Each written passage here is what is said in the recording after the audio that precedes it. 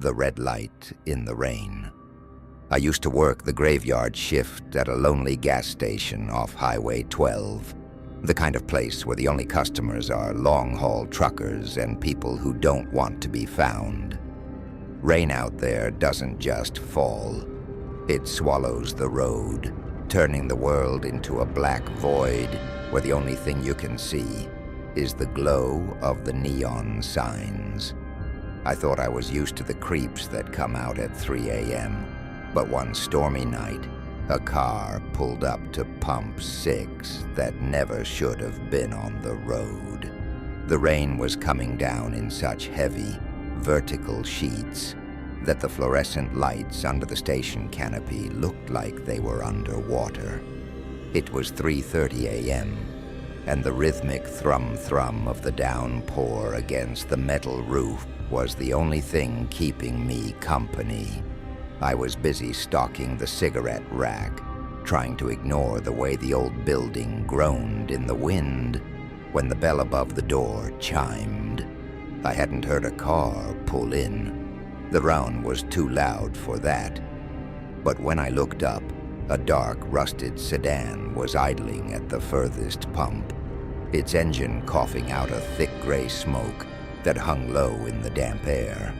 I waited for someone to get out, but the car just sat there, its windshield wipers swiping back and forth with a dry, rhythmic screech. After a minute, the driver's side window rolled down just a crack. A hand reached out, a hand so pale it looked bleached, and gripped the top of the door frame. It didn't move toward the pump or the credit card slot. Instead, the driver began to honk the horn. Not a quick blast, but a long, steady, unwavering note that cut through the sound of the storm like a funeral dirge. I stepped toward the glass front of the store, squinting to see inside the car, but the windows were so fogged, I could only see a faint, pulsating red light glowing from the back seat. Why was he just sitting there?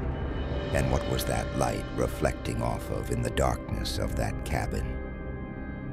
I stood behind the counter, my hand hovering over the phone. Every instinct I had was telling me to hit the silent alarm, but technically the guy hadn't done anything wrong yet.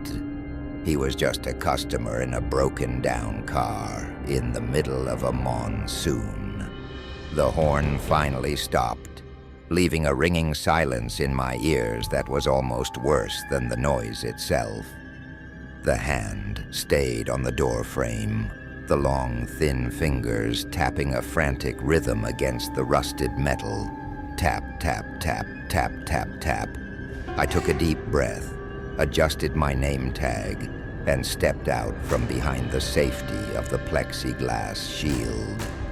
"Can I help you with something?" I shouted, my voice barely carrying over the roar of the rain hitting the pavement. The driver didn't answer. The window rolled down a few more inches, and the smell hit me. It wasn't gasoline or exhaust. It was the smell of a stagnant pond, thick, loamy, and ancient. Through the gap in the window, I caught a glimpse of the driver's face. He was wearing a heavy yellow raincoat with the hood pulled so low I couldn't see his eyes, only the tip of a nose that looked strangely sharp, like a beak. "Pump 6, he croaked. The voice didn't sound like it came from a throat. It sounded like two wet stones being rubbed together. "The card reader is right there, sir," I said, pointing at the pump, my heart starting to race. "Or you can come inside and prepay." The figure didn't move. He just pointed a long, trembling finger toward the back seat of the car. That red light was still there, pulsing slowly, casting a rhythmic, bloody glow over the interior. As my eyes adjusted, I realized the light wasn't coming from a device or a lantern. It was coming from a large glass jar strapped into the middle of the back seat with a seat belt. Inside the jar, Something was floating. Something fleshy and translucent that seemed to beat like a heart or a lung, expanding and contracting with every pulse of the red light. It needs the vapor, the driver whispered. A cold chill that had nothing to do with the rain ran down my spine. I backed away, my boots splashing in the puddles. "I think you need to leave, man. I'm calling the cops." As soon as the word "cops" left my mouth, the car door flew open. The man didn't step out. He unfolded. He was impossibly tall, his limbs long and spindly, moving with a clicking sound that reminded me of a giant insect. He stood in the rain, the water cascading off his yellow coat, and for the first time, I saw his face. He didn't have eyes. Where the sockets should have been, there were only more of those pulsating red lights, glowing beneath a thin layer of translucent skin. He started toward me, not walking, but skittering across the wet asphalt on all fours. The speed was unnatural.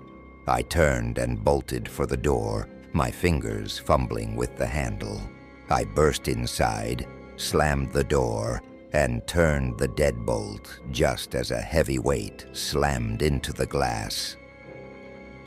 The safety glass spiderwebbed but held. Outside, the creature in the yellow coat was pressed against the window. It wasn't using its hands to hit the glass. It was pressing its face against it, the red light from its eye sockets burning through the fog. It opened its mouth, revealing rows of needle-like teeth, and let out a sound that wasn't a scream. It was a perfect mimicry of the sound of my own voice. "Can I help you with something?" It rasped, the words perfectly modulated to sound exactly like I had moments ago. I backed away into the aisles, knocking over a display of motor oil. The creature began to circle the building, its long limbs clicking against the siding. Click, click, click. I could hear it moving onto the roof, the metal groaning under its weight. I ducked into the walk-in cooler, the only place with reinforced walls and no windows.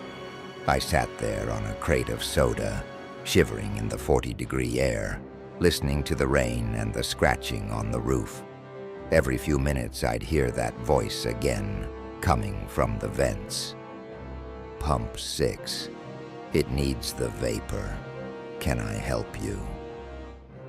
I stayed in that cooler for 3 hours. When the sun finally began to burn through the gray clouds and the delivery driver for the morning shift arrived, the station was silent.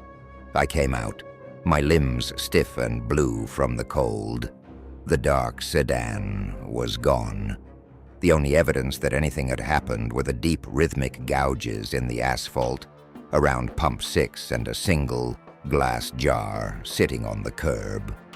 The jar was empty, but the inside was coated in a thick red film that was still warm to the touch. I didn't wait to check the security tapes. I didn't even lock the front door. I just walked to my car and drove until I hit the city limits. I heard later that the police found the car abandoned in a ditch 10 miles north. It was filled with nothing but old, wet newsprint and gallons of stagnant pond water. They never found the driver. But now, whenever I'm driving at night and the rain starts to fall, I keep my eyes on the road and my windows rolled tight, because I know that out there, in the dark stretches of the highway, some things don't need gas to keep moving. They just need a witness.